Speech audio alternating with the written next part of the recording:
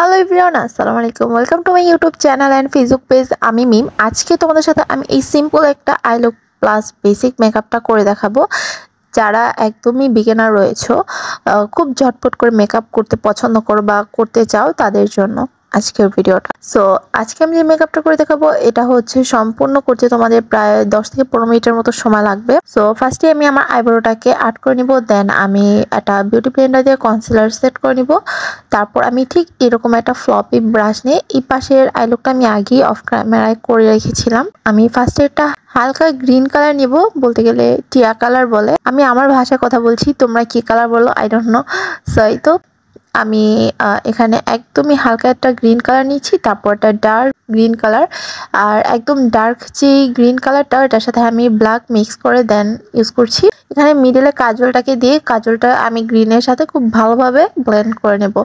তারপর আমি একটি শিমার ইউজ করছি গ্রিন কালারের। তারপর আইলাইনার, মাস্কারা, এই তো ডান আমার আই লুক। এটা একদমই সিম্পল আর দেখতেও কিন্তু গর্জিয়াস মনে হচ্ছে।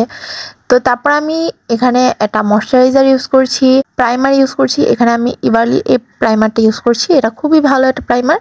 দেন আমি একটা লিপ বাম ইউজ করছি, এই লিপ বামটা আই লাভ দিস। তারপর আমি ফাউন্ডেশন আমার ফেসে ইউজ করব। আমি এখানে W7 এর ফাউন্ডেশনটা ইউজ করছি, আর এই ফাউন্ডেশনটা খুব সুন্দরভাবে আমার ফেসে একদম মাইল্ড হয়ে যাচ্ছে, তোমরা দেখতে পাচ্ছ। আমি বিউটি ব্লেন্ডার দিয়ে খুব ভালোভাবে ব্লেন্ড করছি, আর দেখছো একদম স্কিনের সাথে মিশে যাচ্ছে। তো এই তো আমি ভেবেছিলাম এই বেসিক মেকআপটা যে করব, আমি লেন্স পরে নেব চোখে। তো লেন্স পরতে গিয়ে একটা সমস্যায় পড়লাম যে আমার চোখ দেখলাম যে জ্বালাপোড়া করছে হঠাৎ করেই, বা একটু কেমন যেন ব্যথা ব্যথা লাগছে। তাই আমি লেন্স ভয় খুলে ফেললাম, কারণ চোখ খুবই সেন্সিটিভ জিনিস, এটা যত দূর সম্ভব অ্যাভয়েড করাই বেটার। তাই আর লেন্স পরে আসলাম না।